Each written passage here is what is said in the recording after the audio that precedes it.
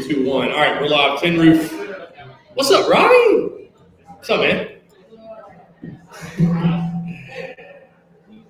I know. Ooh, got a little reverb. Sound guy Phil's back. We're all a little rusty. We've all been on vacation. First normal show in a while. Getting back 6 to 8. We're back now. What's going on? Tin Roof. Wednesday, May the 11th. Appreciate y'all coming out. I'm Chris Phillips, the Spurs Up Show. We got a lot to get into, a lot to discuss. What's up, Uncle Boudreaux? What's up, man? How you been? Happy birthday to Uncle Boudreaux. A little belated. Tough crowd, Uncle. Sorry. Tough crowd. Yeah. Great night to have a night here at Tin Roof. $3 drafts, $3 rumble, $3 fireball as well. I've been on one today. I really have. Since the Daily Crow, I've been on one all day long. So we're going to keep it rolling into tonight, and a lot to discuss because, you know, baseball's going so great and everything, and everybody's happy. God, Carolina's a shit show. I mean, just truly, in everything. I saw that. Who was the Hutto, I guess? Hutto? Yeah. I didn't read. I know we discussed that in the Discord. Let me see. We'll start off with that. University of South Carolina trustee got blocked by Brad. I don't know who Brad Hutto is. I don't know. I read the bill. The bill's good. It's all a shit show behind closed doors, so why not? You know, whatever. It's what it is. Just a total dysfunctional mess. So, whatever. We'll rock with it. We'll roll with the punches like we always do. Yeah, again, we'll have a good night. So, Panic Ritter, everybody who's tuned in digitally, by the way, appreciate it. I see Panic Ritter, John Kruger, DGD, Andrew, Brendan, Lance. A lot of folks. We got Hayden out here in person. What's up, Hayden? Chico's back behind the bar. Dalton's here. Talon's over there at the bar. Feel like you just got to pump in. Probably got to pump in.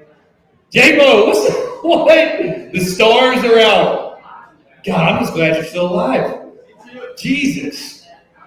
I wasn't sure for a while. Chico made it sound like you had really fallen off a cliff or something. You know?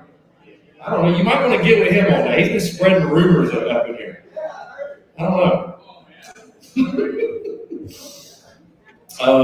Wow, yeah, the stars are out at Tin Roof. You look like you got a tan, too. You been out the pool? No. I just got back from vacation. You look good, eh? You look like you got a little bit of tan. So do you, J-Mo? I need to work on mine. I got a sunburn. That's about it. I was at the pool last Friday for 2 hours and just red. Just red. And it was cloudy, too. Still got sunburn. Either way, Panic Ritter wants me to check his text. Panic Ritter's texted. Let's see. Panic Ritter I didn't post it on social media yet. He had like one of the all-time quotes today on the show. He said, Mark Kingston destroyed our program I used to love. I'm sick and tired of the excuses. I think fans need to just stop showing up to games. It will show that nobody likes Kingston. Well, Panic Ritter, there are 4 games left. So, what is that going to do? They've already stopped showing up. Yeah. They stopped showing up 2 months ago. Yeah. This is what Panic Ritter said this morning. Again, people that don't tune the Daily Crow, they have no clue what I'm talking about. But Panic Ritter's a legend. And this is what Panic Ritter said this morning. Panic Ritter said, Mark Kingston is officially the most hated person here. I refuse to thank him for his services. If he wants to coach baseball, he can coach a little league team. Now, you have to understand that next Tuesday at Founders Park, okay, this is a side note, it's Bark at the Park. Bring your dog to the ballpark. Ritter says, dog in park next Tuesday. He then says, I hope a dog poops in Kingston's face. One of the all-time quotes. He said, also, I hope a dog poops on Tanner, because Tanner and Kingston blocked me on Twitter. The only person that likes Tanner, heck, I don't even think Cocky likes Kingston. Just an all-time.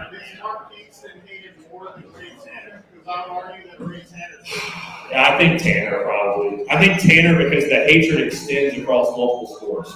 I think that's why Tanner's probably more hated. So I'd probably have to go with Tanner. It's not good. It's just not good. It's not good, right? It's not good. Not good. So, anyways. Again, those two did digitally appreciate it. We're going to take your questions, everything else. We are on one today. When you lose the USC Upstate in baseball, people are going to be pretty upset. So, I'd rather Robbie be the head coach at this point than Dan Marquise. Truly. Robbie, you can have the reins, take over. All the sports, basketball, baseball, maybe even football. Beamer, you're on watch. Put Beamer on high alert. So. Anyways, great day to have it. Like I said, come on up. Tin Roof in the Vistas, where we are at. $3 drafts, $3 rumble, $3 fireball. Great food. I keep saying this. They need to hire me to do the Tin Roof commercial. I got it down pat. I really do. All the specials, everything. Get a little Tin Roof commercial. We'd like to think it's the best bartender in Nicola also. Fantastic food. People sleep on the food, really. They sleep on the food. Food's great, honestly. Better than bar food. I don't even know if that's the slogan. I might just make that up. Also, we got a lot of exciting things happening behind the scenes now in regards to, I've teased a little bit of expansion on the, really beyond the TSUS thing. Obviously, that expansion. Merchandise also.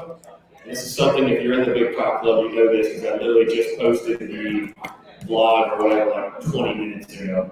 But we're working on getting merchandise across the state. We're actually right now fulfilling an order for Rivals in Florence, South Carolina. So if you've ever been, I've actually never been, which is a mistake. I might go like tomorrow.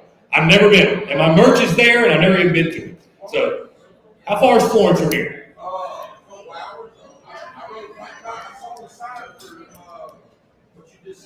Rivals, yeah. And if you've ever been to a football game at Willie B, you'll literally see like Rivals on the scoreboard. Like, they do the replays or whatever. So our merch is in there. We're fulfilling an order right now for Beamer Rattler merch. So if you want some of that, it's going to be there. A couple weeks. Had a couple of conversations with. I'll wait till they're official, get out names and all that. But a couple of places around here that are literally within a 5-minute vicinity. We're trying to push merch and get merch in there. This is also for a lot of you the first time you've seen the helmet at the show. Got the new helmet out, the new helmet's displayed. So a lot of exciting things happen. Either way, guys, whatever y'all want to talk about, we'll take your questions. Again, I spent 2 hours this morning ranting and raving about Mark Kingston, how much he sucks. So if y'all want to do that, we can do it yet again. But I think at this point it's pretty obvious that Carolina baseball needs a change at the top. I don't think that's up for much debate. After the loss last night, had more former players and guys that played at Carolina hit me up and just say he ain't it. So I mean, at this point, it's done. It's literally done. So. What's your number one candidate if Mark Kingston was fired at the end of the season? Yeah. Top candidates, number one candidate. A lot of momentum behind Scott Jackson at Liberty. And I guess that one takes I'll be honest with you, that one's by default for me because there are former Carolina baseball players that like him a lot, that are coaching. They're like in the coaching ranks that really like him. But my top guys, I won't rank them in any order. Scott Jackson at Liberty, Cliff Godwin at ECU. I would be ecstatic if we got Godwin. What he's done with East Carolina's baseball program is incredible. Link Jarrett at Notre Dame. I think Mark Calvi at South Alabama is a little bit of a stretch. And then from there, if you don't want to go those guys, you do have to get a name, I think. I think you got to get a name. You just can't take a flyer on a Kingston type of guy, man. It doesn't have a track record. I mean, I think I saw you comment on Dalton, but I've said before, I still view this job as elite. I still view Carolina baseball as elite, and I think the coaching search should be treated as such. So I think you need to get a name. I think you need to get a guy with a resume, a track record, do what Texas A&M did. They went and got Sloston. I mean, that was a great hire. Texas A&M. He crushed at TCU. He's been to the College World Series. Like, you need to get a guy like that. You know what I mean? Do you go for a Power 5 guy, or do you go for someone who's sort of? I'd go with somebody. I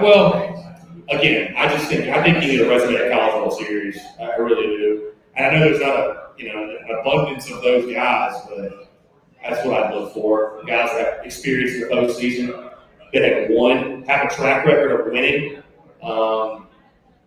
Yeah, so I like a lot of people are going to bring up Landon Powell. I like Landon a lot. What he's done at North Greenville is awesome. But I'm sorry, just because you win at North Greenville, that doesn't mean shit. I've heard Kevin O'Sullivan at Florida. Well, we wanted him in 17. We wanted him in 17. You know what's funny about that story? So 17, obviously, January 17th when I started doing TSUS, and one of our first big tweets, one of the moments I got like a lot of attention on Twitter was that coaching search. And we had like 100 followers on Twitter. I mean, literally 100. I still got the screenshot. We had 100 followers on Twitter.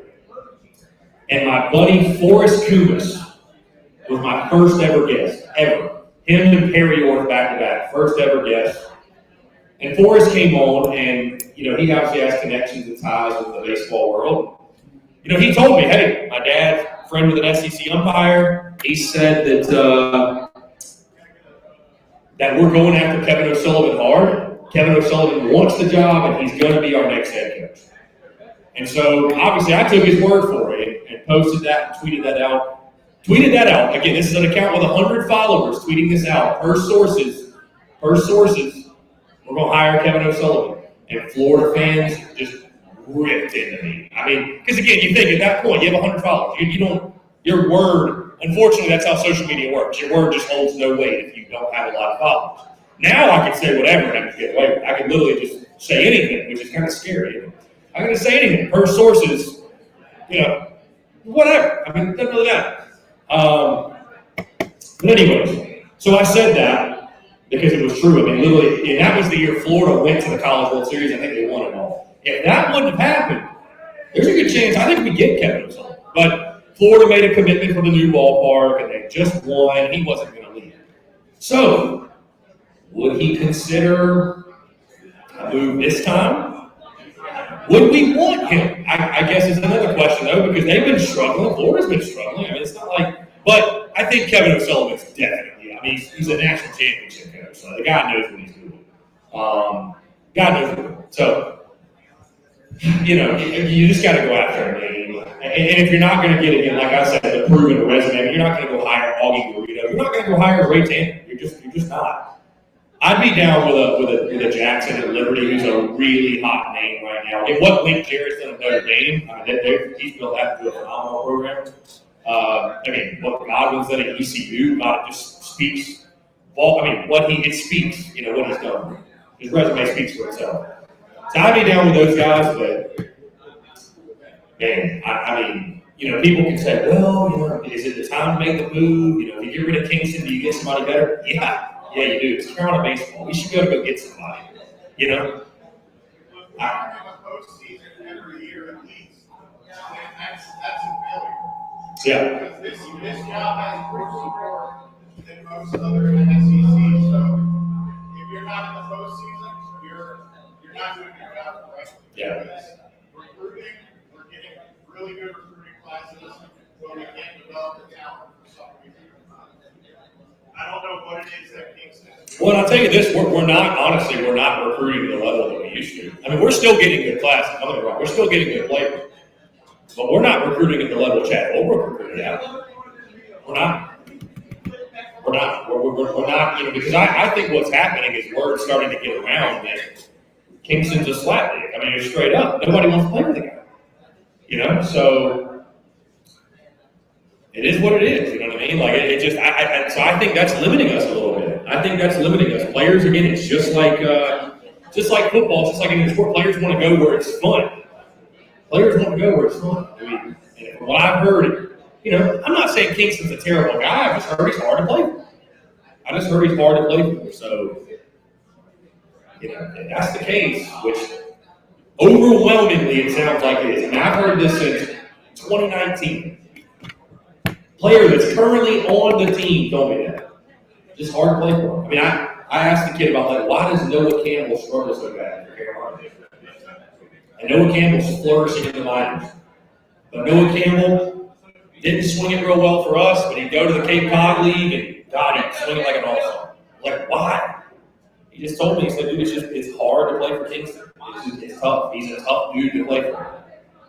So I ignored it then, but the dots are connected. You know what I mean? The dots are really connected. Why did we hire Kingston in the first place? I wasn't really following that search.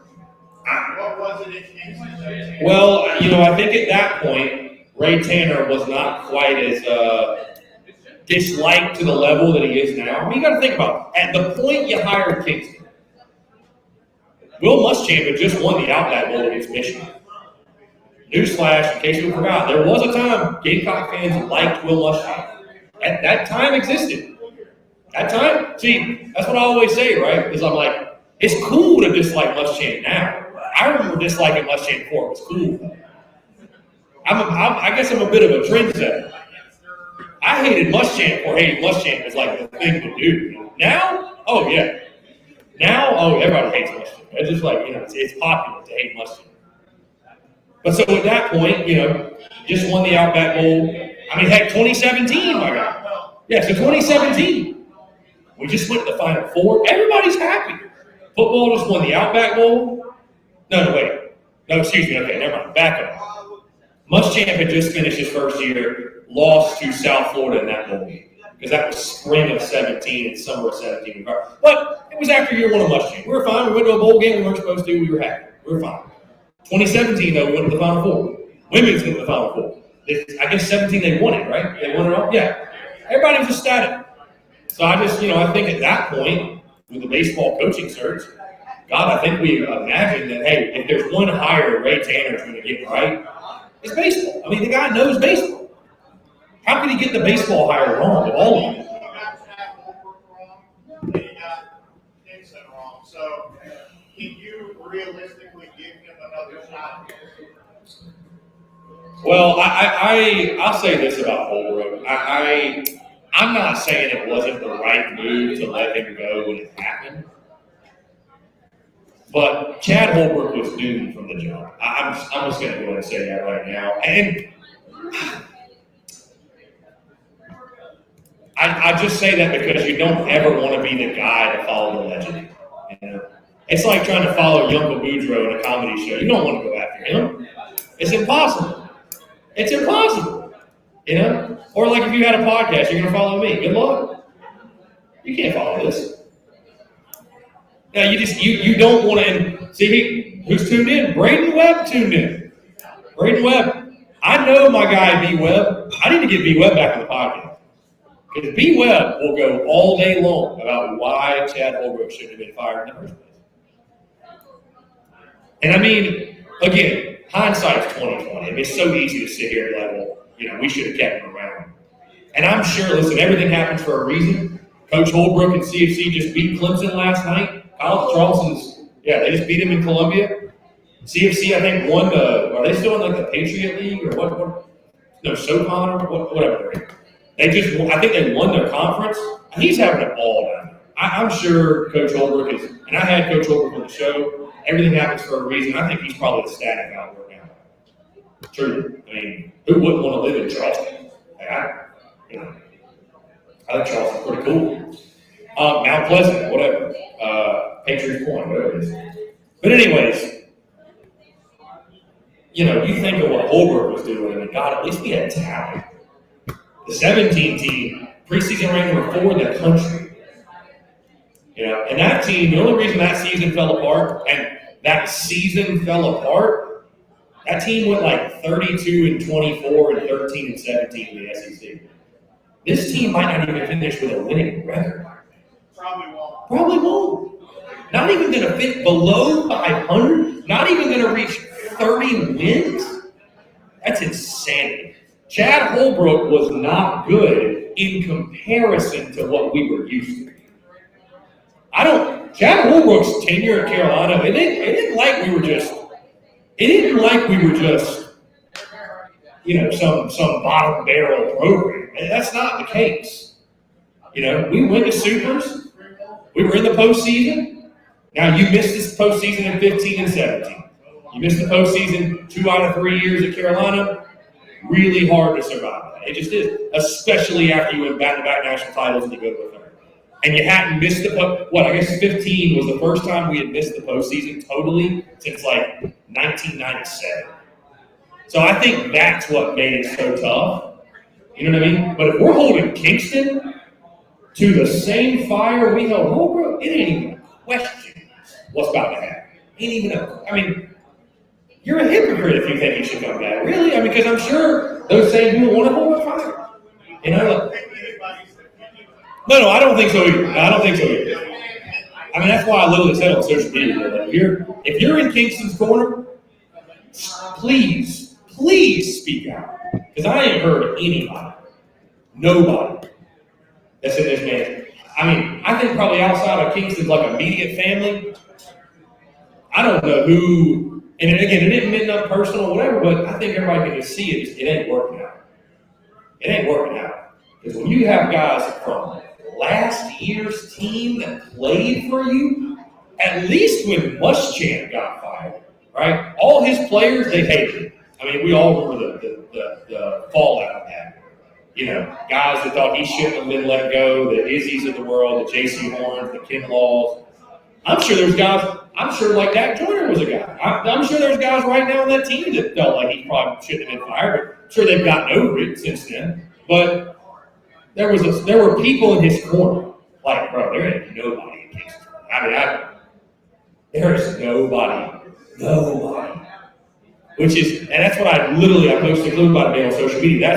That's what's so baffling about this, is normally when I call for a coach's job, or anybody does, it's people approach me with backlash. There's some sort of backlash. There is no backlash to this. Most people have been like, where you been? We've been here waiting. Well, with Frank Martin, I felt like there was some backlash. No, there was. Well, that's what I'm saying, though. With this, there's none. That's what makes it so unique. Oh, with Martin, there certainly was that. And I'll tell you this, just going backwards, I would have had no issue with Rob Martin back. No. I would have, if you would have got Gigi, for example, I could have even justified it. You know what? We made a trade. We made a trade to get the best player in the country, or the best player in the South Carolina, or whatever. I would have understood it. Because I'll be honest with you, I think Lamont Paris has got a hell of a job in front of him. Boy, this first season of Carolina basketball, no expectations. I have zero expectations.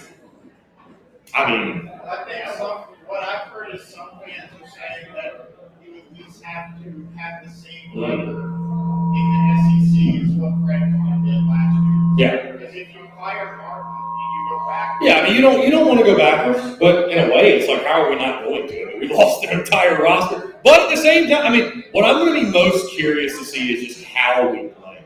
A lot like Beamer year one. It's just like, how do we play? You know what I mean?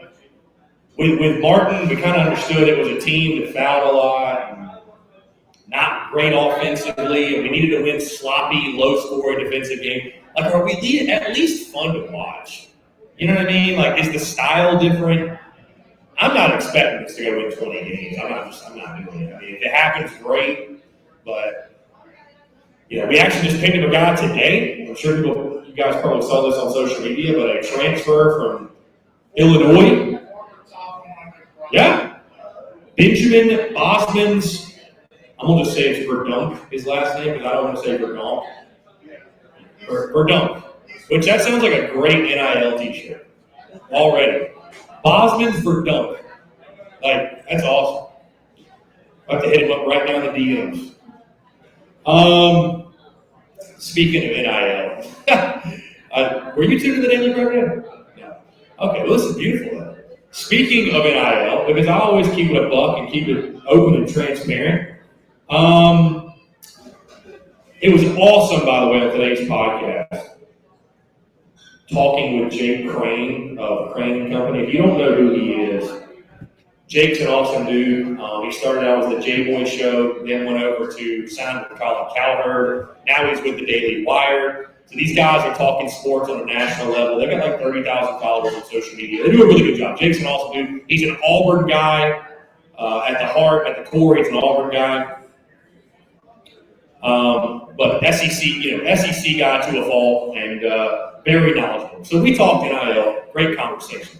But on the NIL front, of course, with TSUS, business-wise, we have explored NIL, and we're going to continue to do so.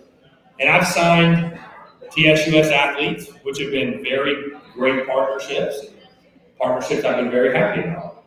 But when you call for a team's head coach's job, it can get in the way of a partnership like that. So officially, as of today, I don't think he'll care me saying this. There's 7 games left. John Gilreath, no longer a TSUS athlete because of just conflict of interest. And I get it. John doesn't want to have a rocky relationship with his head coach for beyond baseball. I get that. Hey, we threw up the Fire Kingston merch. That was the final straw. I get it. But John Gilreath, no longer a TSUS athlete. So, hey, I texted him. He was very professional. John's an awesome kid, by the way. Very professional about it. Reached out to me. I said, hey, man, I understand completely. Best of luck. Hope you finish strong the rest of the way out. I'll tip my cap to you. We'll be done with it.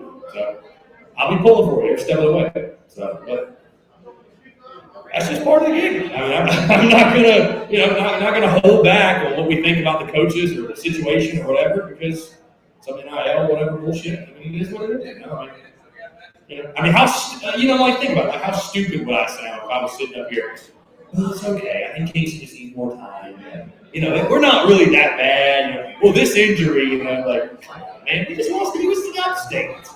I mean, that conversation you had with make sure it's coming to the right person. With who? The conversation? Yeah, he said that there would need to be a federal law in order to tamp down tampering the NIL. I don't know. I mean, there's a bill in the House right now that would make it so that NIL would be in-house by the university, meaning that the boosters would basically funnel money into the athletics department, and the athletics department would then funnel money into players via NIL. So I think all this stuff is getting crazy. I had my reservations about NIL when it first came up because I thought this is going to get abused, and it has. Yeah, this is a fascinating conversation, NIL. And Jake is a very knowledgeable dude, and I love the convo because, again, he approaches it from that national perspective, and so I really was happy to get his perspective on everything. I don't know. I don't think NIL individually is bad, and I don't think the transfer portal individually is bad, but when you combine them, and I'm not saying NIL, even if the transfer portal exists, to me, it just, again, if you think Carolina's a shit show, if you think our leaders are a shit show, the NCAA just trumps everybody. Because think about it. What other organization, you come out last summer, you unveil one of the greatest changes to ever occur in college athletics, and you just have no plan. There's just no plan. They're so afraid of getting sued, they're not going to do anything. Or at least well, now you've opened Pandora's box, as Jake said. Now you can't go back. Because I tell you what, I'd love to sit down and ask the NCAA guys, if you could go back, would you just not do NIL and keep operating as you were before? I think they'd probably yeah. Because now there's just more problems than you had prior. The only problem you really had prior was college kids bitching about not getting paid. But now, it's just the Wild Wild West. It's nuts. It's nuts. So, and I'm all for the players getting paid, by the way. I really am. Yeah, local businesses doing sponsorships with players to get a little bit of extra money is fine. But whenever you're paying $3 million, $5 million, $8 million to a that's insane. That's insane. Yeah. Because you got. We, and it's funny though. We can't be hypocritical, right? As Gamecocks. Jim Hudson gave Spencer Rattler a damn truck. Where's my truck? I want a truck. We literally utilize the bag. So I'm not going to say I totally hate NIL, but here's where it gets really interesting. This Pittsburgh receiver thing that's happening. He's visiting Texas, he's visiting Southern Cal, rumors of $3 million. And we're just kind of looking from the sidelines oh, that's crazy, haha. What happens when 1 year, let's say Jaheim Bell pops off, just 1,500-yard receiving, crazy season. Jaheim Bell says, "Hey, I'm gonna come back." What happens when Clemson offers him like $5 million to come out there and transfer? Now, can you imagine the mess that would be? Like that would be ugly. That would get ugly. Like, or if we did that, like reverse, that would get like we're like, hey, Will Shipley, we'll give you $5 million to leave Clemson to come be our running back. Or, a hypothetical, but like, shit could get ugly. NIL could get very messy, very messy. Think of any of the rivalries, like Ohio State, Michigan, like that could get really bad. So.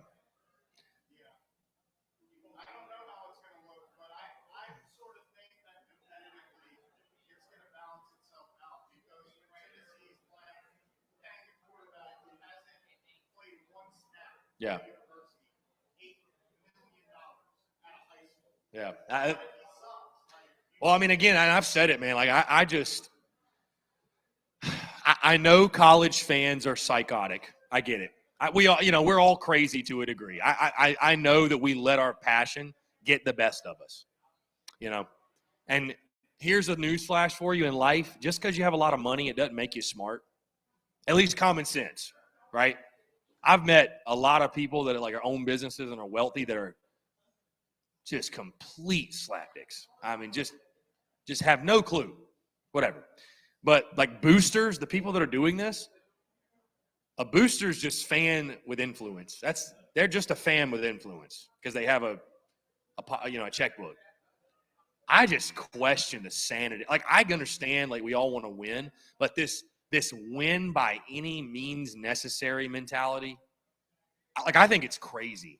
Paying an unproven high school kid, like what? I get it if it was Jadeveon Clowney, maybe it's like a transcendent player, but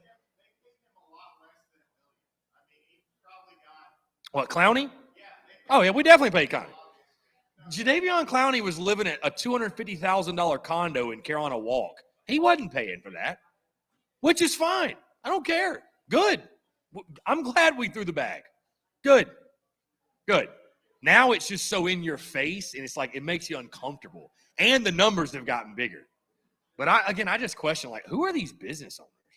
Like, I think that's insane. Like, I said it. Like the Pittsburgh receiver kid. Bro, if I'm the head coach and that Pittsburgh receiver comes in my office and says, hey, coach, this school offered me $3 million. I might consider it taking them in the portal. I'd be like, bro, don't let the door hit you on the way out because we ain't giving you $3 million. One player is not going to stop us from winning 8 games, 9 games, 10 games. You can go.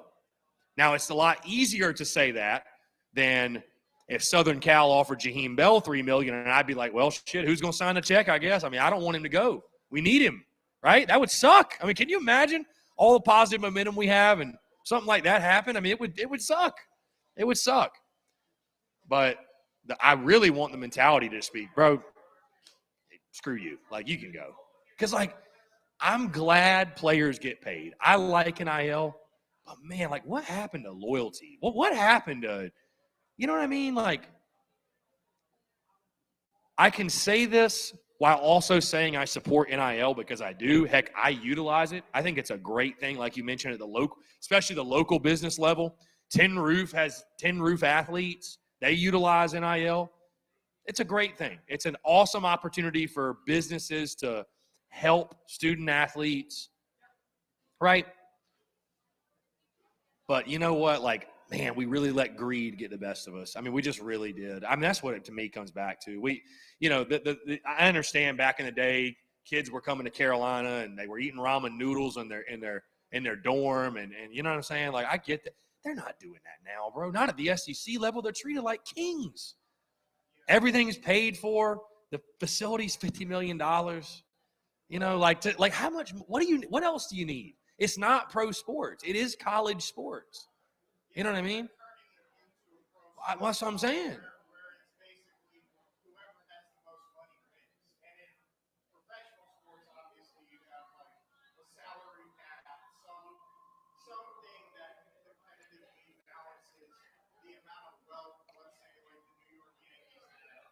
Right.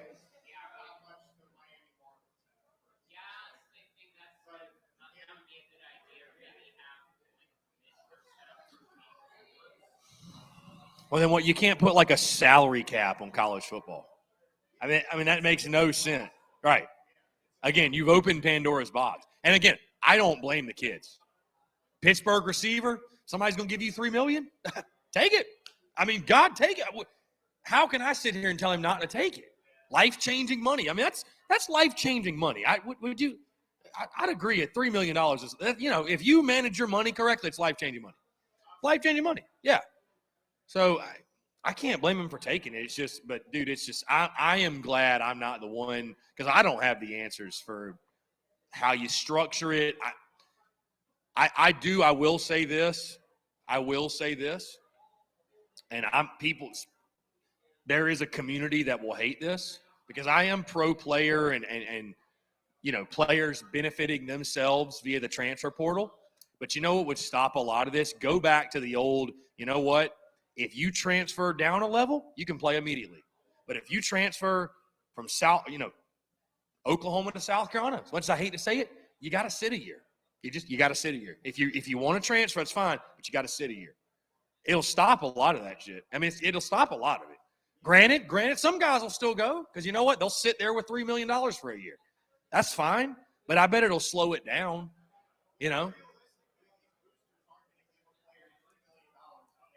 Right. It's an investment. I mean, it is an investment. Again, like I said, just because you have money doesn't make you smart. But these guys, you're not a complete idiot if you've been able to generate some sort of financial means about you to make moves like that. You probably got some sense. So, yeah, it's an investment for sure. I don't know, man. Like I said, I don't have the answers. I'm just up here rambling. I don't have the answers for it. It's a mess. It's a mess, though. I mean, again, it's benefited us, thank God, but you never know. You never know. It could hurt us next year. You know what I mean? It could hurt us next. You never know. Never know. So, but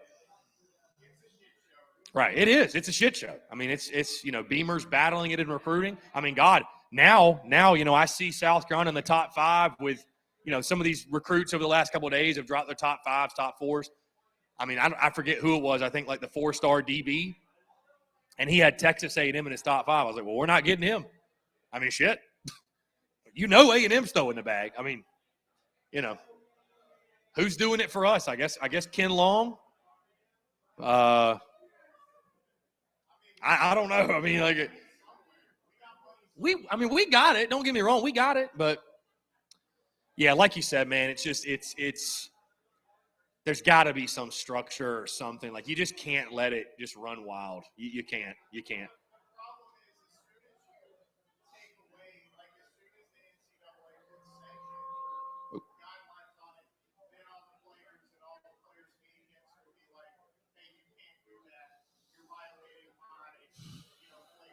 Right. Again, you can't go backwards. Yeah. You can't, again, you have opened Pandora's box. I don't know what kind of adjustments they can make or what they can do in regards to taking correcting action, but something's got to be done.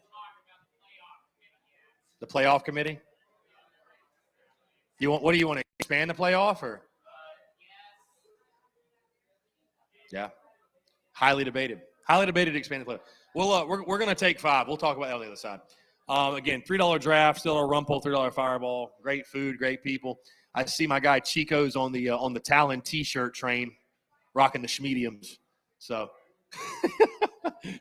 I'm just messing with you, Chico. You look good, man, guy. Yeah, I see Jungle Jim's paying all. Hey, it's bulking season at Tin Roof. Truly, bro. I gotta eat me a couple plates of them chicken tenders to get the bulk on. Yeah. Anyways, would love to hear from you guys. Come on out. $3 drafts, $3 Rumpel, $3 Fireball. All the legends are in the building. We're going to take 5. Sound guy Phil, send us in the break. We'll be right back. Where are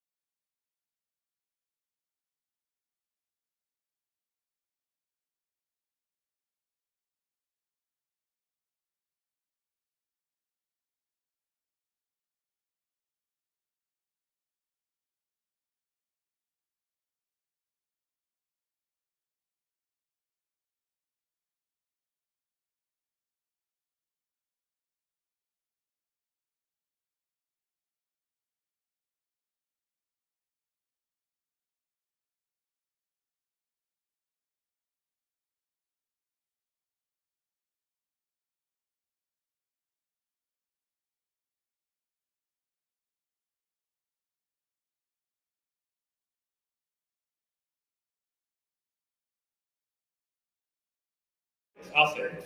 I hate Clemson, obviously. We all hate Clemson. I will say this. Hold on. Somebody saying no sound. Are we good on the sound, by the way? We good on the sound? I don't know why I would have no sound. I'm showing sound on my end. Y'all can hear me. Maybe people digitally can't hear me. Let me try to do this real quick. Maybe it's because. Okay, I think I should have fixed it. I think I fixed it.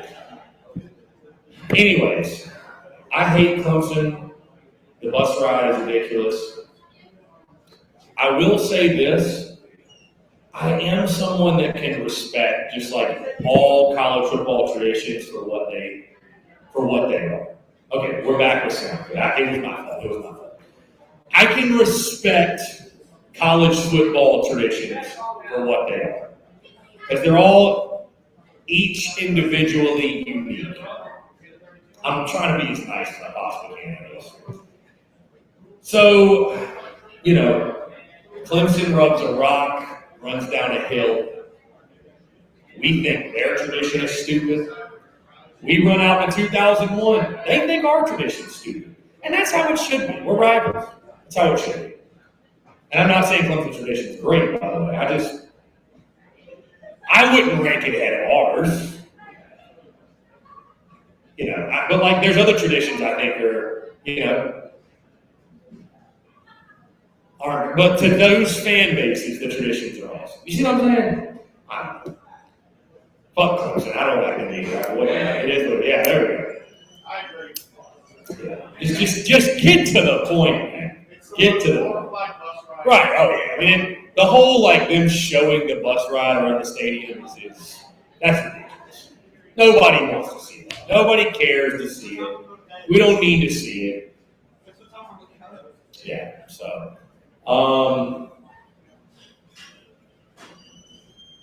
anyways, we were talking about the incompetencies with USC behind closed doors and the shit show going on in Carolina. I'll give you some insight as well. I already said this on the Daily Pro for those who don't know. And I'll just take another opportunity because I love Carolina. I do. But like we all have that family member. We love them, right? Unconditionally we love them, but we know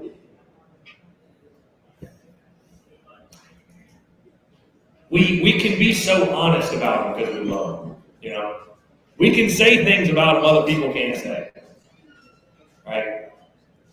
And so I can keep it brutally honest with Carolina and how stupid some of the things we do are. Because I love them. Right? We've all got somebody in our family like that. Love him, but he's an idiot. Right? Why all the Clemson graduate legislators get to decide what happens to Carolina when they don't give a single fuck about it. Well, you ask questions I wish I had the answer to, and I don't. But the whole Tony Annan thing, I guess you didn't hear this because you weren't on the Daily Program. So by the way, on this topic, this morning I chatted with Sean Elliott, former Gamecocks coach. Sean Elliott, former offensive line coach, current head coach at Georgia State. Awesome. Combo will drop next week. Awesome conversation. I reached out to Tony Annan, head soccer coach, just randomly on Twitter. Hey Tony, we'd love to get you on the show. He just got finished with his first year. Let's talk men's soccer. Do I give a damn about soccer? Nope. I'll be honest with you.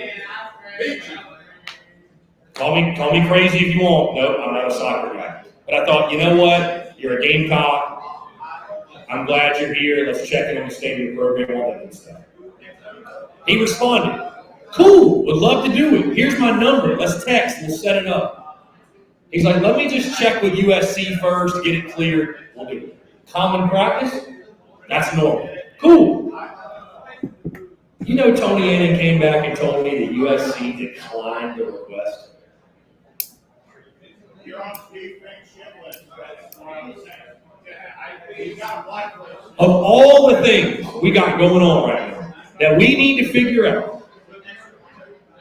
I'm trying to promote men's soccer, bring a positive light to it, give it exposure that even its own school doesn't get. And USC won't let Tony even come on about it because they're scared I don't know what they're scared I'm going to do. I'm going to fire Tony Annan campaign next year or something. Because I care that much about men's soccer. You know, it's just, USC is so stupid, brother. They really are. Yeah. Running down the hill and the 2001 place. Right. Yeah. Circle back around to that. When that smoke comes up and they lower the curtain and Cocky grabs the ball. Cocky the box, yeah. Yeah. All right. We don't have anybody somewhere that can make a cage that looks like a fucking cage. That looks like The fact we're still using the same box that we had like 1968, baby. at least 2000. I mean, yeah. Maybe tomorrow's Daily Curl will make that a point. Let's start a campaign.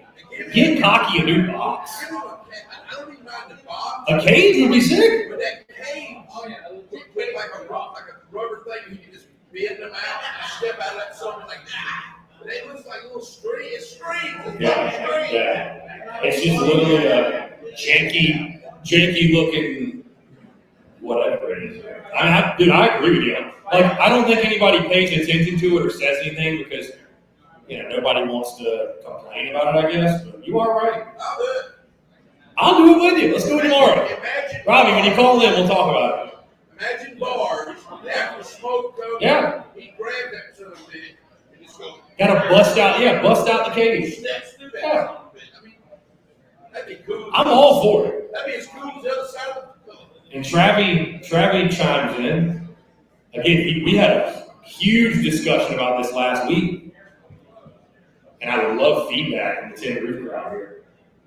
He thinks Cocky should be meaner. He thinks Cocky, like our mascot, looks too nice. One of the what?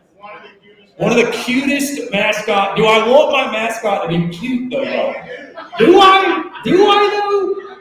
Do I? Do you remember? You're not old enough to remember Big Spur. Right. I've seen pictures. That was a mean-looking son of a bitch. Right. I've seen He pictures. whip around that table, knock people in the face and stuff. Yeah. But he looked intimidating. Like, do I want a buff Cocky? No. You know how like Louisville's mascot, it's got like the teeth on the side, and looks like he's like a snarling look. You don't want that? You like the Cocky beak thing, like the? Yeah. I like my mascot to be cute. You want your mascot to be cute. Because if you look at Purdue's mascot, Purdue's got a mascot that looks like a cereal. I mean, we got all these talented, like Gamecocks Today and the Gamecock Insider. We got all these talented guys on social media that love to do jersey swaps and graphics. Somebody make a concept Cocky, like a tough Cocky, just for fun. I'd love to see it. You know what I mean? Like, Sir Big Spur's a scary looking man. I mean, I got buddies won't even hold the chicken, the rooster. All right, the Gamecock. When Cocky first came in the scene, Right. I'm old enough to remember that. Yeah. They hated him the first year or two because Big Spur was a big, damn, intimidating looking rooster. Right. It looked like he was put together in paper mache, but still. But he was intimidating looking. And the first couple of years of Cocky, man, people hated that son of a bitch. I was one of them because I was a Big Spur guy. You know, he's got like a wart, he grows. Yeah. He's kind of like a wart. He'll grow on you. Yeah. Did Robbie tell you the? No, I forgot to tell you. Let me do the honors. Yeah, I told Robbie a funny joke you can take from me. We were talking South Middle football, of course, and year 2 of Beamer.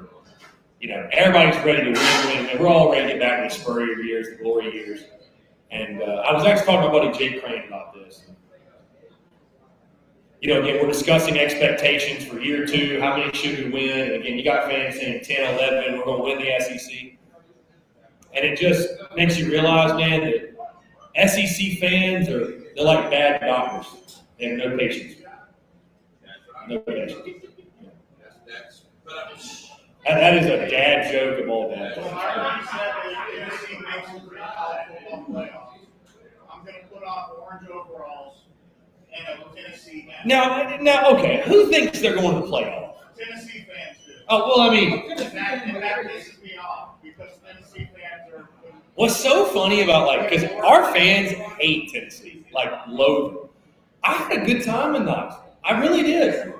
The crop of Tennessee fans I was around were cool.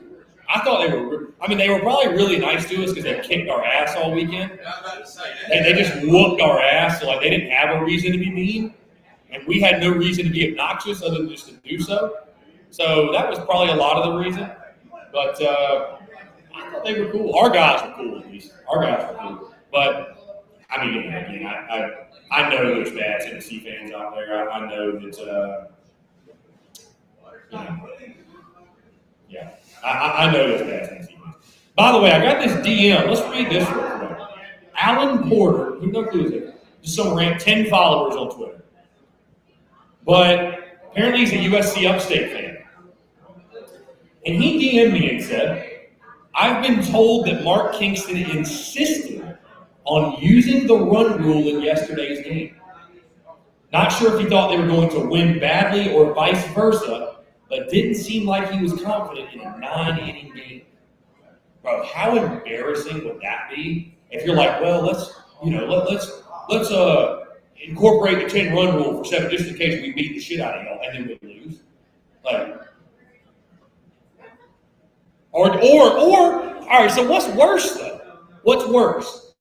Being so delusionally overconfident and then getting your ass beat? Or being like, you know what, we suck and we might lose 10-0. What's worse? That's got to be worse, right? I'd rather you be delusionally overconfident. Because you don't have enough faith in your team that Right. they can play 9 full innings without getting the crap beat out of them by a team that they're supposed to be better than. Yeah. So, To Dalton's point, by the way, about the mascot thing, though, somebody comments about, at least our mascot doesn't look like Clemson's. It looks like it's on crack, literally with the eyes or whatever. Looks like he's on drugs it's like 24/7. LSU's mascot, but on crack. It's the real. I don't hate LSU. I don't hate LSU. They basically Clemson just took everything LSU had and did it worse. They were like, we're going to take the Tiger and do it worse, and we're going to call our stadium Death Valley, and it's going to be worse than the actual Valley. Yeah. That's my theory. I mean, that's fair. It's not. No, well, guys, we've gotten into hour 2, by the way. It's 7:02.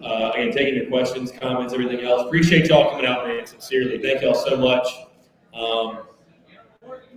Goes beyond words in regards to expressing how much it means that you guys would come out and hang out with me at Tin Roof. It's a lot of fun, truly. Robbie Davis, Young Boudreaux, appreciate y'all making the trip. I know it's a little bit of a drive. Thank y'all so much, sincerely. Yeah, these are a lot of fun. Like I said, I'm really glad to be back to our normal schedule. Last week we were here 5 to 7 because baseball played at 7 o'clock. Before that, we hadn't been here in 3 or 4 weeks. So to be back on the normal schedule, nothing really standing in our way. I'm excited. I'm truly excited for it. So, yeah, Gamecocks take on Kentucky this weekend. I'll be at the ballpark. Either way, I'm going to go. I'm going to take my lashing. Are you going to wear your Fire Kingston shirt? I mean, Why not? why not? Yeah. Why? Why not? When life asks why, just say why not. And I'll tell you this too. I don't know, it was different with Muschamp. Well, actually, overall, people think I gained great enjoyment in calling for a coach's job. I mean, bro, you don't think I'd rather be talking about us being a 40 and 20 team, or 40 and 14 right now, and we're top 8 seed, we're gonna host. You don't think I'd rather be yeah, I would much rather be. You out there? All right, brother. See you, J-Mo. I'd much rather be in the position that Tennessee's in. They won the SEC East. They're having visions of what the regional's going to look like. Nobody wants to get to this point, But writing's on the wall, bro. And like I said, for me, the biggest thing for me, and what I just can't ignore, because you can make all the excuses you want about injuries. You could say numbers lie, and we've been this close in this many games, and if we were this, if we were that, bro. But again, when you have all of the former players and the greatest guys in school history coming out, I mean, it'd be like if young Boudreaux can have all the best intentions he wants, but if the top 100 comedians in the world say he sucks, I'm gonna probably think he sucks. I'm sorry. Right. A little bit of a different scenario, but I mean, it's hard for me to go against the greatest Gamecocks in school history. I mean, you can't listen to everything they say. It's like, okay, just because you played on this team or that team or you did this, like, we got to do our own thing and go our own direction. But, dude, everybody's saying the same thing? Like, bro, you're in the dating world? Bro, you have – everybody has a bad relationship. But you have 4, 5, 6 in a row? Bro, it's you. At some point, you got to have some level of self-awareness and say, damn, maybe it is me. You know what I'm saying? Like, why weren't we hearing this like the second year quiz? Well, again, year one, you go to a super. I think it's so early, too. Year two, have a bad year. Carmen Majinski gets hurt, get a bad year. Pressure's on. Year three, doesn't happen because of COVID, right? Last year was rocky, but you still hosted a regional. And either way, you made postseason play. Went 16-14 in the league. Like, you weren't terrible. You had players that overcame adversity and made it happen. So these are things that have been said behind it. They are. I mean, this is not like the first time I've ever heard all these things. But now you're coupling it with, because winning cures all, right? Winning cures all. I mean, I don't know if people don't realize this, but like Ray Tanner was a douche. Like he sucked, man. Like in the sense of like he was tough, he was hard. He was hard. Now in a different way, I could argue because he got the best out of his players, but not everybody had a positive experience with him. He was hard, he was tough, but they won. I mean, not everybody loves Steve Spurrier. Not everybody had a great experience with him, but when you win, you can get away with it a lot more. Dabo Swinney's a clown. A certified clown. But he wins. If he wasn't winning, he's Butch Jones. He's just Butch Jones with a winning record. I mean, he's literally Butch Jones, but they win. Like all the stuff he says and the mannerisms, and it's literally Butch Jones-esque. Is he more of a clown than Dan Mullen? Because I could argue that Dan Mullen is just. And I say this too, because to your point, like you gotta like. I mean, I'll be honest with you. There's been things that Beamer said that I'm like, God, that's cool. You know what I mean? Like, but you have to do that to a degree, though. You got to sell your program. Like, football is just so notorious for all like the workout videos, and it's just like, doesn't it? At some point, to me, it's just like it's kind of over the top. Like, like let's just go play ball. Whatever. I respect what they do. I'm not saying stop doing it. But I don't know. Dabo just takes it to a different level. Man. Some of the shit he says, he takes it to a different level, bro. Yeah. So, anyway, we're getting off track. But, yeah, a lot of the stuff has been said privately, but now it's just being coupled with you're also losing at a very high rate. So, again, I think it's obvious what's got to happen. I think the writing's on the wall.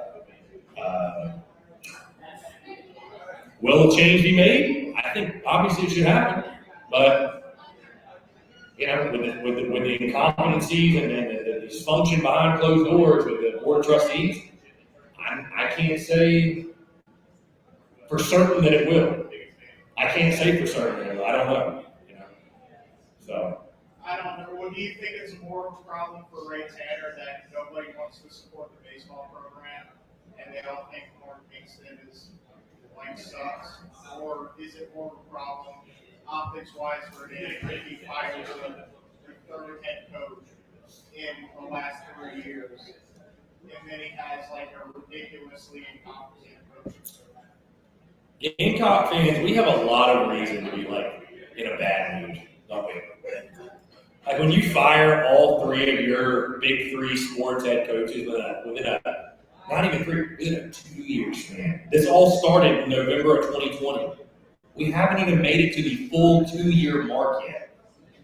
I mean, we have reason to be pissy, like we do. You know, I mean, Beamer said it when he got hired. You're not firing and hiring a new coach because things are going well, generally. Very rarely do folks sail off in the sunset. They normally wait till it gets bad enough, you know, and get fired. So, I mean, I know it's embarrassing, you know, it's embarrassing for them. But, dude, I mean, you got to put your pride aside and be willing to make a change. In my opinion, I feel like the names that should be out there, that should be the top names considered, are so obvious. In my mind, I'm kind of like, how could you screw it up? Like, there's a certain short list of guys, and I think in this search, if it does happen, you get a lot of feedback and help from your alumni. I think you get a lot of help and feedback from those guys. I really do. With the Frank Martin search, after we fired him, I was like, you know, we're hearing rumors Sean Miller is the guy. That was a mess, buddy. We're going to land him. You know, we got all the back channels set up, and then it's just complete incompetence from top to bottom. We can't land anybody, and we're just bad. Like, I mean, I don't think that will happen with the baseball program because the perception of our baseball program is different. I mean, we have the back-to-back national titles right out there at County Park. Right. You know, so that already makes the perception a little bit different. I wouldn't put it past this athletics administration to screw up another one, seeing as Isn't that such a shame, brother? We feel that way. they've already. I mean, well, we're stuck because, you know, we either keep Kingston and he sucks, or we fire him and we don't know what the hell we're doing hiring the next one. So the next one will probably suck too.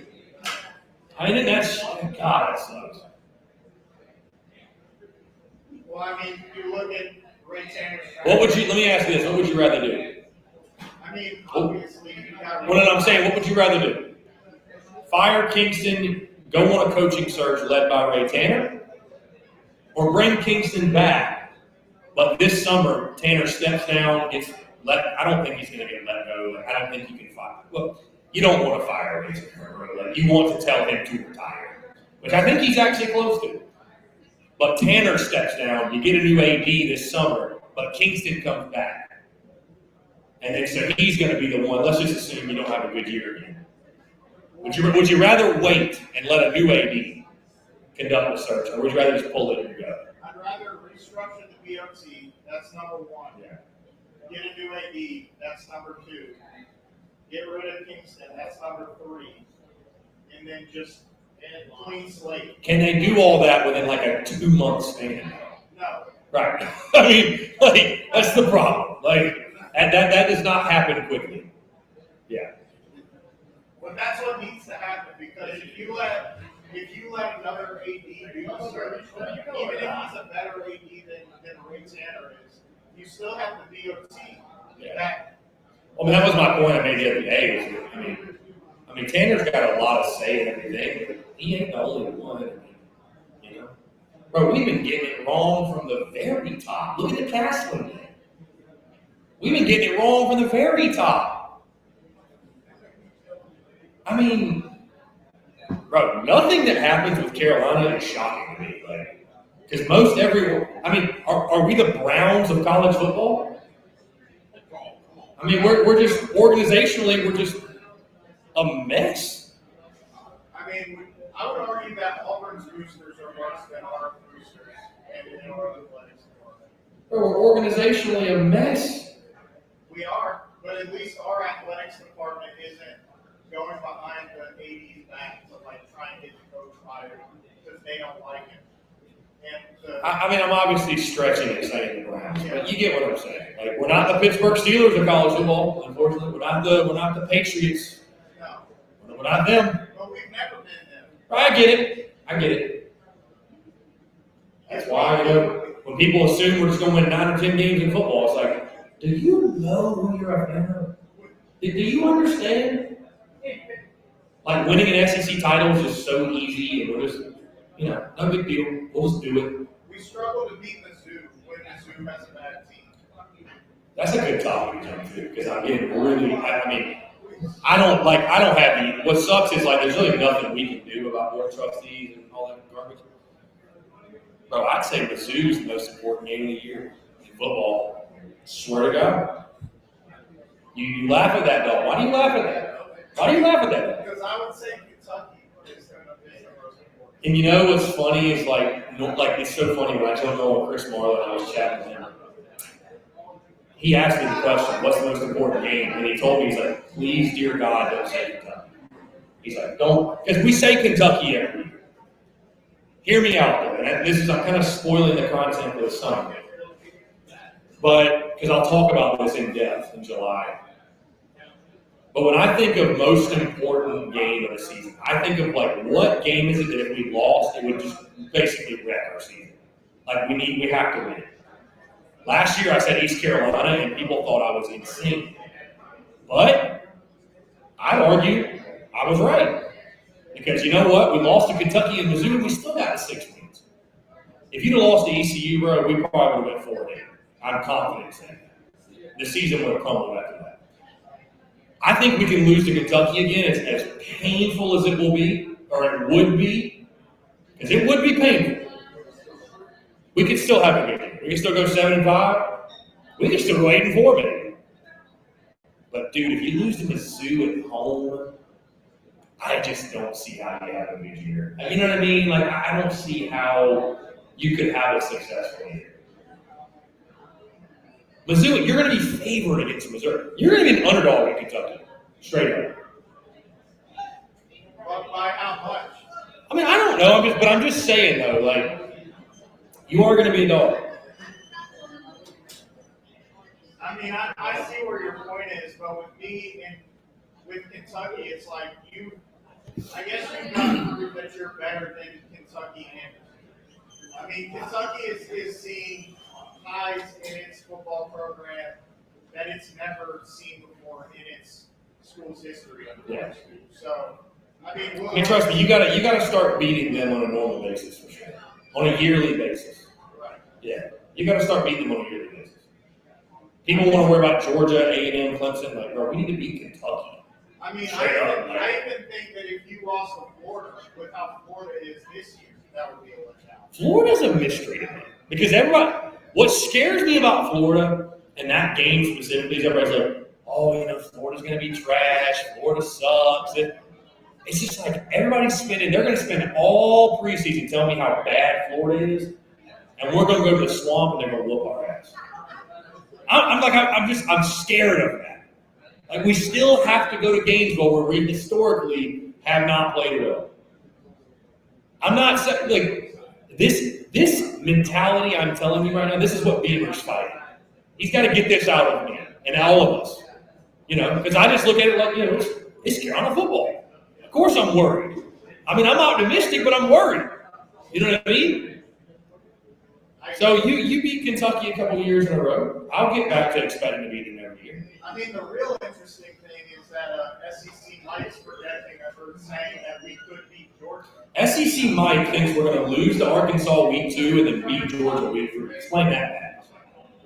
I get being at home, but still. I guess the only difference is that you got to go on the road to Vista, and that's your first SEC match. That's right. And, I guess if you lose, they almost likely be a close game. You're not going to get blown out, but, you're going to lose by a touchdown or a field goal. And then you're going to change it, make adjustments and come back against Georgia. And Georgia's going to be coming off, a hard game. Well, they play Oregon and Sanford.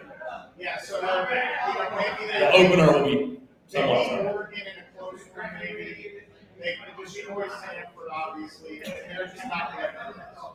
Yeah, I mean, they've lost a lot defensively. They've lost a ton. Yeah, I mean, I don't want to spoil my predictions for the season because, and I don't think I am, because July I'll go through like game by game, scores, everything. But I think a prediction of 7-5 is about right. 7-5, 8-4. I think that's fair. I got 8 wins. I think that's fair. If you want to say we're going to go 8-4, my way too early was 8-4. Like I think 8-4 is. I think things have got to go right, but I don't think it's unrealistic to think they will go right. I'm not saying that. Well, do you think that, let's say we beat Arkansas on the road? It's a close one, but we pull it out. Right. Win that game. Do you think we get college game day at home against Georgia? I hope so. God, I love it. I mean, I think there's a good chance. And I think Arkansas, it's not the most important game of the season, but it's the biggest swing game, in my opinion. Just in the sense of, like, you lose to Arkansas, your season's not over, obviously. You're going to be an underdog. Arkansas is going to get a ton of hype this preseason. They already are. But if you beat Arkansas, the world of possibilities just opens. I mean, hell, you're playing Georgia for the number 1 spot in the East at that point. You're probably a night game. I don't see how on any planet Carolina, Georgia's not going to be a night game. You know what I mean? Like, because we're going to win week 1. All through, I just talked to Sean the other day. Who knows? I mean, they're going to come ready to play, but we're going to win week 1. They're going to make the kickoff time for that game before we ever play Arkansas because they do it a week and a half or 2 weeks in advance. Georgia's, I think, is going to be 1-0. I don't think they're going to lose to Oregon, Bo Nix, whatever. Why would that game not be in that game? But yeah, I think if you beat Arkansas, I think college game day. I mean, why not? The storylines. First SEC. Well, for Georgia, first SEC game, but they're reigning national champs. We have Spencer Rattler. That alone is enough. I'm going to bring Will Muschamp sign. I'm just going to bring a sign that says Fire Will Muschamp. I'm that guy. I'm still here. I'm still here. You probably already got that sign. I don't believe it, but I will make it. We still want him fired. We hate Will Muschamp. No matter what, it's always Will Muschamp. Fire Will Muschamp. If that game's not a night game, it won't be because of Like, maybe it's a 3:30 CBS game, maybe, but God, how do you not schedule that one under the lights? You got to, I feel like. You got to. Yeah, I mean, but if we get crushed, do you think we lose momentum and we sort of spin out after that? Like, I mean, obviously, I already got Georgia marked out as a loss. It would be the greatest thing ever for me to beat Georgia at home for the national championship or champions. Right. But it's like they're so much better than you talent-wise in every single position, even with all the guys they lost in the draft. It's like, how could you, I mean, they've still got elite talent for sure. Elite talent for sure. But yeah, who knows? Spencer Rattler has the effect of Steve Spurrier in the sense of no matter who you're playing, he gives you a chance. Because if he pops off, like I was talking to a buddy about this the other night. Believe it or not, if you can believe this, even when I'm not doing the Daily Crow in the podcast, I'll call my buddy and we'll just talk more. It just never stops. People ask me, you get tired of it? I'm like, nope, honestly, not really. Sometimes, but not often. But we were talking about, I feel like Spencer Rattler is going, don't you feel like he's going to have a game this year? Like, it's going to be like the Rattler game. Like, he's going to put I'm just saying, like, he's going to put his stamp on his tenure. His tenure's not going to be very long. It's only going to be a year, probably. But, like, you got to think there's going to be a game this year.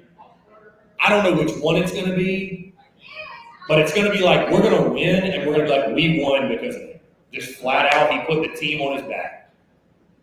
I feel like that's going to happen. Is it Georgia? I don't know. Like, the way Garcia had a Bama, maybe not to that level, but I feel like Rattler's going to have that kind of game. And I hope he has it consistently, but I think there's going to be a game that stands out this season. Maybe it's at Kentucky, where he throws for like 350 and 4 tutties. We're like, that's the Rattler game. Like, he was on a different level that night. I think that's going to happen. I'm excited for it. I really am. If it is one, I want it to either be Tennessee or Georgia. Because, I mean, the stuff that people say that will in it. I know you want to beat Tennessee like more than anybody. I do. I know Rebecca wants to be. But Oh, yeah. the people who were in attendance during Stephen Garcia's game against Alabama still. I mean, bro, you see I'm rocking the shirt. This Yeah, is the still vintage. remember it. So it's like it's just legendary. Yeah. We need something like that at home game. You know, obviously we have the 2019 game against Georgia on the road, and beating them at their place was great. But I want to be able to storm the field. Yeah. You know, Yeah. even though they'll probably arrest me. Yeah. We got enough money. We can pay the fine. Why not? I'll lead the charge. I'll lead the charge. Robbie, you going to the baseball game next week? I don't know yet. Come on now. Get him out there If now. I have to, I'll fight the Dude, we play Charlotte, too. They're probably going to smoke us. What day? Next Tuesday, next Tuesday, 7 o'clock. which is my birthday. I know who you You should. You Robbie's got to remind you of your birthday. Hey, 1 hour down the road this Friday. What you doing this Friday? Baseball. Oh, We play Kentucky. Although it might get postponed because the weather looks like shit. they won't postpone the comedy show with Joe's on the ground. Mark Kingston's doing the rain dance right now. He doesn't want to have to. Well, you know what I don't want to have to do? Sit at Founders Park with a double header. Yeah, that would suck. Like, normally I wouldn't care. I'd be like, oh, man, a day in the yard? Hell yeah. But now, I'm like, bro. And, dude, I'll tell you this is a whole separate topic. Pace of play? Holy shit. Bro, it should not take 4 hours to play a game. Dude, like every game against A&M was 4 hours. I mean, bro, I love baseball, but holy shit. Like, that was insanity. The game started at 3. Why is it ending at 7? We have things to do. That's like the difference when you watch, major leagues, you watch the pros, man. The game just, because the guys are so good, they're pinpoint, they're precise. You don't get those 4 hour games. Again, it's not about not liking baseball. It's about like a tempo. Like, everything's got a tempo. It moves. You know what I mean? I don't know.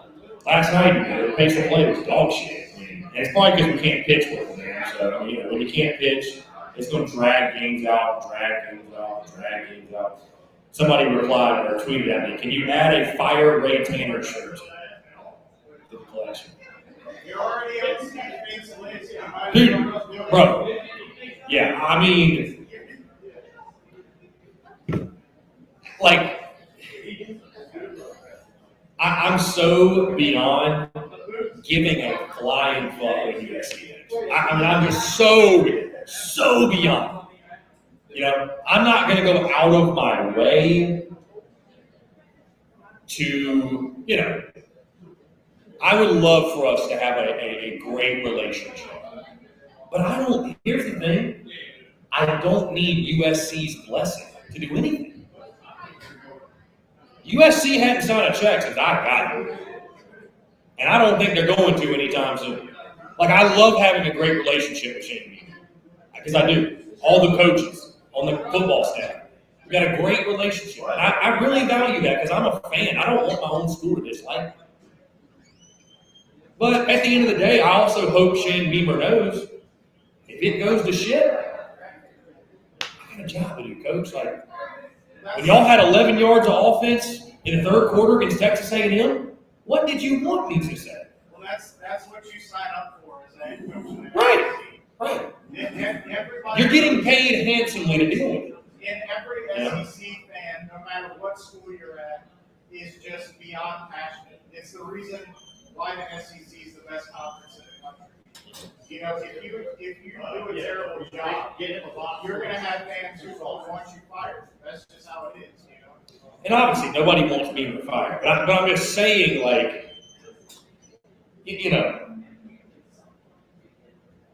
it's interesting. Again, there's other Gamecock media entities out there. They do a great job. They cover South Carolina. They do a great job. But I said this on the Daily Crow today. I'm very happy where we are. I don't want to fit in the box. I don't need to fit in the box. I don't want to fit in the box.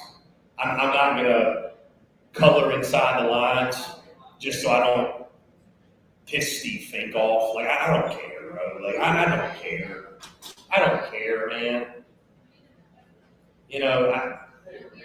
Creative freedom over everything. Over everything. So that's why, like, and it's so funny, by the way, there's so many folks that really think I have credentials because of that April Fool's post. I had somebody at the baseball game like 2 weeks ago. Hey, man, congratulations. I was like, that was a joke. But see, like, what's funny about that being a joke is it's believable because it's like, well, why wouldn't TSUS have credentials? They're one of the biggest entities out there. I'm not trying to, like, pat myself on the back, but, like, you would look at us at first glance on social media and be like, well, yeah, I'm sure they wouldn't struggle at all to get credentials. And what's so funny is, like, this, again, I won't give crazy details, but I've been very vocal about, I'm pushing a new entity covering the entire SEC. What's going to be so funny about that is having no problem getting credentials to SEC media days, talking with coaches of other schools, talking with players, having no issues at all. None. And it's just going to make USC look stupid. I mean, it is. Shane Beamer gets hired. I understand the Muschamp tenure ended very important. Guess what?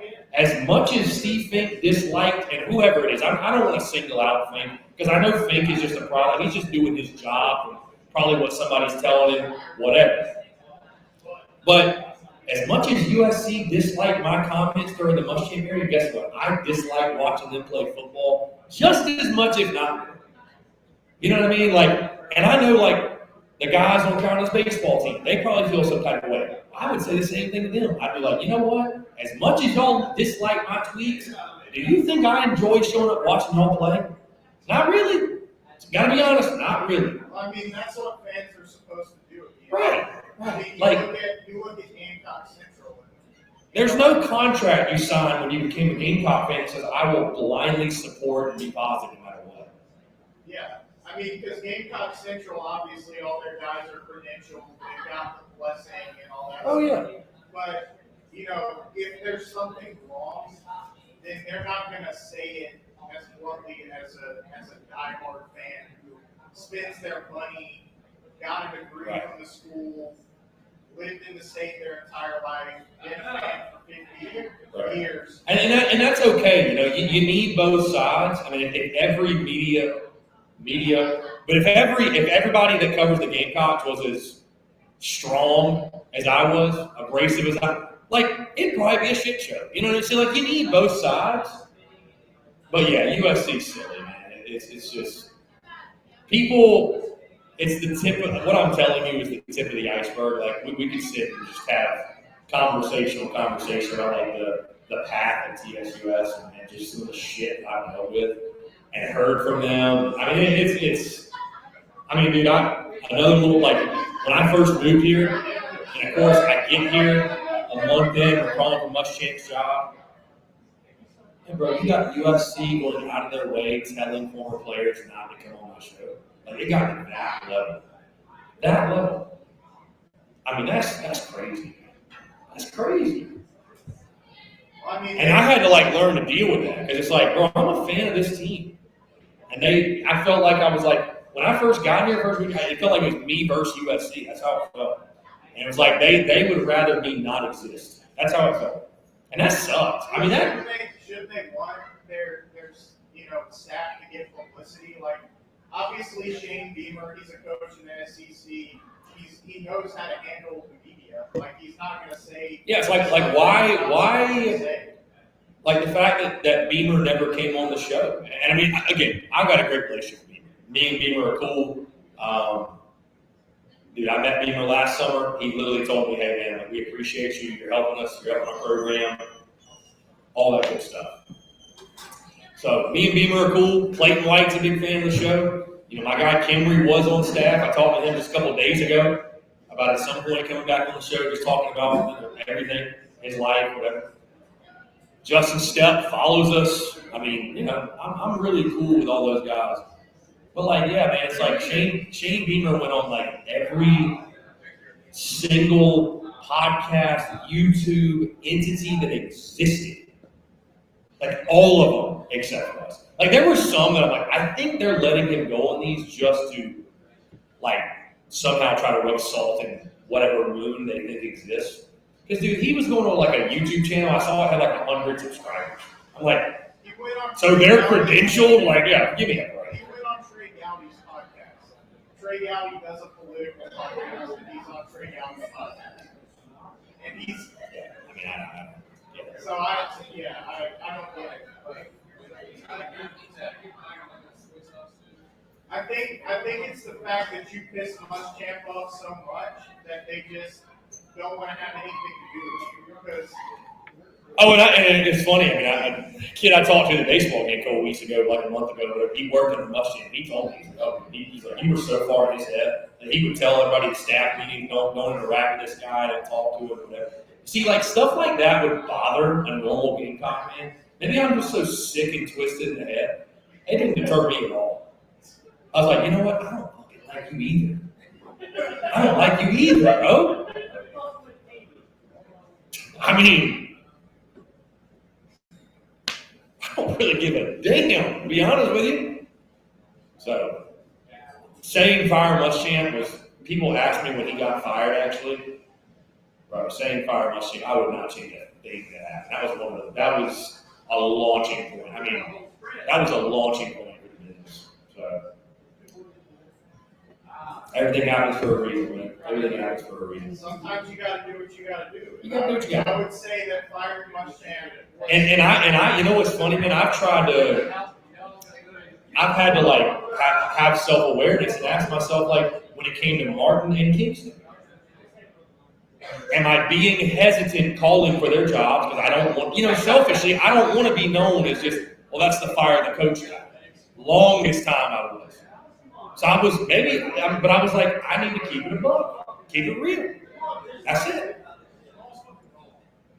I mean, because at some point, like, I was like, is it me? Is it me that's like, there's something wrong with me that I think every coach should be fired? But now I sit there, I'm like, maybe we just ran into a bad crop or something. Like, I know we're about to, if we pull the trigger, fire our third coach in the last 2 years, but like, they were all warranted. Every one of them was. It's not like we're just, I mean, God, and then like Beverly Smith with softball. Like, I'm not going to push the softball firing, but I mean, you could. It's like maybe we just needed to clean house. I don't know. I mean, it's the timing of it all is crazy. Thank God for Dawn and Beamer. But, we couldn't get to Beamer if we didn't fire Muschamp. It's just like the dating world. You got to slay a few dragons to get to the princess. Well, You see what I'm saying? wasn't Beamer on the list when we were? You like that? Coaches, I thought Beamer was on the list, obviously. The first time? Yeah, the first time. I don't know about that. I don't remember. I don't recall. I mean, I'll be honest with you. Pre-TSUS, I wasn't quite as locked in. I don't know. Maybe it was. I don't remember that, to be honest with you. I don't remember that clearly. I remember we were going to get Kirby Smart, and then we didn't get him. So, I think Ray Tanner has a history of whipping on the first guy. So maybe we need to find a guy to be the first guy that isn't that good, so then our next guy can be the best. I don't know. Like I said, you got to slay a few dragons. At this point, what else are you going to do? I don't know. I keep going back. Like, I really feel for Lamont Harris. That's a tough job. I feel for Lamont, bro. I'm excited for Lamont, but I'm very intrigued to see how he does. Very intrigued. Well, I mean, you said it. There are zero expectations for the basketball team this upcoming year. So, Yeah. maybe we outdo the expectations. Yeah. When you have zero expectations, I guess it's easy to do that. I mean, we did. Well, I mean, I go back to like, what's the worst that can happen? missed the tournament. Well, we'd already been doing that. So, I mean, as long as we're not like Georgia, and we're going 3-6 or 3-15 in conference, or however many conference games we play. As long as we're not doing that. But you know, I guess we'll have a good chance to beat Clemson too, because they're a complete shit show. I can't believe they brought Brad. I can't believe that. I mean, Well, it's obvious they care so little about any of their other programs other than football that they're just going to do it. I mean, because Clemson fans probably don't even know who the head coach of all their other sports programs are. I can't believe how poorly it's gone for Monty Lee. I like Monty. I played with guys that played for him, that were recruited by him. I thought Monty Lee would have a lot of success there. I'll be honest with you. You know, I didn't want to see it, but I thought Clemson made a good hire. I really did. Monty Lee is just like he's a well-respected baseball guy. Like, I know we hate Clemson. I hate Clemson baseball, but if I could go back in time, I would have rather had Monty Lee than Mark Kingston. Like, no question. So, I can't believe how bad he's doing. Whatever.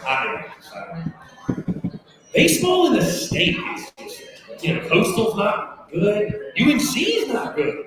Like, what happened to the Carolinas? And what is going on? Like, I mean, seeing we've lost to pretty much every single program in the state. Yeah. Bro, I mean, I said it after you lost to PC. I was like, I feel like losing to the Citadel and PC should be a fireable offense. And so now I sit here today, losing to the Citadel, PC, and USC Upstate in the same year. I mean, that should probably get you fired. PC was showing up in meeting games with their team. I'm sure Upstate got it the same way. Maybe they didn't. I don't know. But the method of transportation does not matter to me, truly. But, you should probably not have a job. I mean, that's just... To say Carolina baseball is a shell of itself is it's way too kind. Yeah, it's way too kind. It's times like these that make me wish we were back in 2010 when we took it for granted in 2010. We did, yeah. How long did I was 12. 2010 to, I mean, you think about how good life was. 2010, 11, 12, football. We had a year where we beat the number one team in the country in baseball, basketball, and football. That's what I'm saying. 2010, football's rocking. Go to SEC title. Win a College World Series. I mean, basketball wasn't great by any means, but I guess when you're as good as you were, honestly, in baseball and football, basketball, we're okay. We're okay. It's all good. No big deal. Darren Horn's trying to figure it out. When did we hire Mark? 2012? It was 12, right? Yeah, 12. Because he was there a decade. I mean, we all know that when you're good at football, everything else is look at Clemson. When you're good at football, it masks everything. You can get away with being, very average and everything else within your fan base. I'm not saying, the diehards, we care about everything. We care about all the sports. That's because football owns everything. If you have a football program that's nationally recognized, and especially if it's nationally recognized in the SEC, it positively impacts everything. Nobody's going to care what your other programs are doing. They're just going to know, South Carolina is good at football. They are a good football team, which is what we need to get back. I mean, you had that year with Blue Bolts, where Blue Bolts turned it all the way around. But again, all the fans that want us to win 9-10 games, have double-digit win seasons, it's we've never had that. Yeah. I guess everybody's my age, so they just remember when they were kids. And we were everybody was against Howard Man. Yeah. Everybody knew this Steve Spurrier just killed us every year, and we were just going to do it. Now we just can't fight to get back. Yeah. I saw Chico change the channel. Can we get the Braves game on somewhere? Is that possible? Yeah, let's go. Got the Braves? Okay. I was like, dude, I mean, are we not in Braves country? We got 2 Braves hats in the bar. We're watching hockey? Who's hockey here? Who do you like? Who do you think?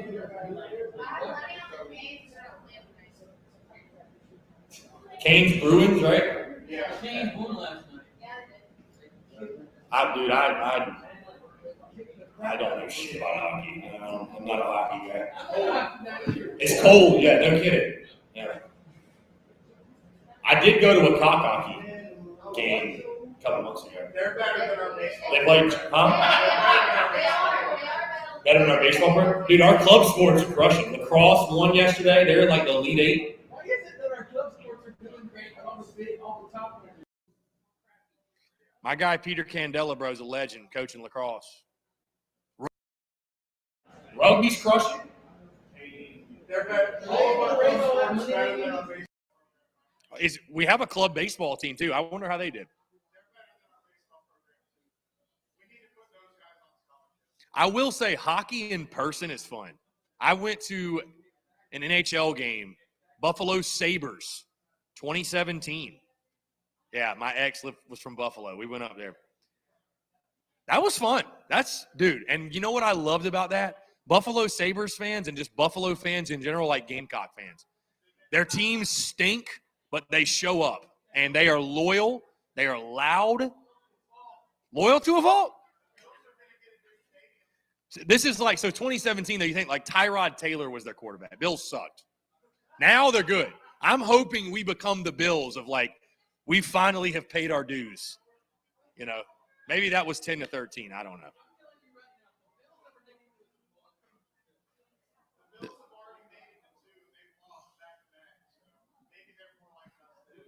Bro, the Bills made it a 4. 4 in a row. Yeah.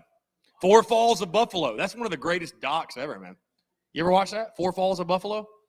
ESPN made it. It's like a documentary about those 4 Super Bowls. My buddies that were Bills fans when I lived in Charlotte, they were like, Chris, I can't watch that. I will be physically ill if I watch that. I mean, you imagine like if Carolina lost 4 national titles in a row, it's like, let's watch this documentary about how they just blew it 4 years in a row. Oh, yeah. No. I'd be like, bro, we won the SEC 4 times. I mean, we're partying. Let's go. We're selling a lot of merch. Dude, I told you. I'd sign up for 8-4 right now. 8-4 would be a fun season. That would be a blast. Give me Is it home, maybe? Actually, that'd be the entire home slate. 7 wins at home. Give me wins at home, make it fun and really be. I'm game. And you think of it, well, Georgia's a home guy. I was about to say, do you think we could go undefeated at home? But nah. If we beat Georgia, I'm going to literally party like we won the SEC championship. Yeah. I mean, to 5 points we go. I don't know. To 10. He said I would go streaking if we ever won a national title. You did say. I think I said where. I was like, where would you go? Main Street. Main Street.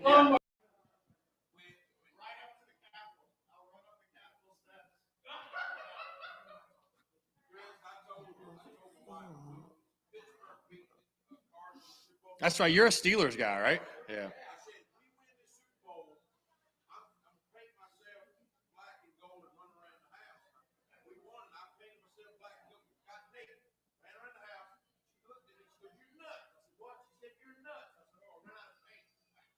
God.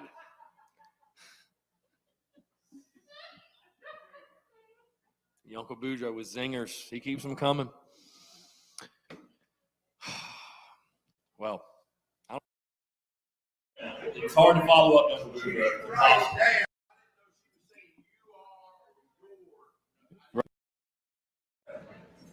I got you. I'm following along. Well, this has been fun for sure. Really has. Update? Us? Boston? Braves are all. Little World Series hangover. Boston is off to a work. They beat also last night. Yeah. But you know what though? Like last season shows you, like it don't mean shit. Like Braves are under 500, like 100 games in, and won the Every whole team in the NL East sucks. P-Dog, you know, P-Dog's a big Mets fan. P-Dog's loving it. And what sucks is I talked so much shit to him before the season about the Mets, and Now they're good. So I'll let Pete Alk answer. I think it's got something to do with family. I don't know. I have no idea. He's also a Dolphins fan. So Mets, Dolphins, Gamecocks. How does that connect the dots? Do me a favor. the dots. So 10 minutes. We're going to wrap it up. Put a pin in it. Why not? This was fun, man. Getting back. Starving, so we're gonna get some food, hang out a little bit. What Shag? I guess it. Going on 8:30. Yeah. Augusta Friday night for Young Boudreaux. Joe's under. I know exactly where that is too. If baseball gets postponed, I'm down. Yeah, I'll let you know. If baseball gets postponed, I'm down. Could go see my mom and dad while I'm down there, and yeah, I bring my. No, I don't think so. I think they'd be all right.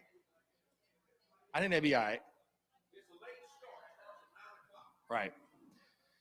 Cool. Well, yeah, we'll do it then. So, I'm trying to think of anything we might have. I don't think anything crazy upcoming. Again, baseball weekend. I'll be at the yard at all the games. Yeah, we'll be back out here next week. That's pretty much it. So, Sound Guy Phil, by the way, shout out Sound Guy Phil. He's back in the building. Appreciate you, Sound Guy Phil. Thank you so much, my friend. It's always a pleasure to see you. And, yeah, again, $3 drafts, $3 Rumple, $3 Fireball. Great food, great people, great times. Tip your bartenders. Take care of them. They do a good job. And y'all stick around for Shag lessons and come back next week. So appreciate y'all. We'll go and wrap it up. I'm Chris Phillips, the Spurs Up Show. Sound Guy Phil, send us out. Let's have a night.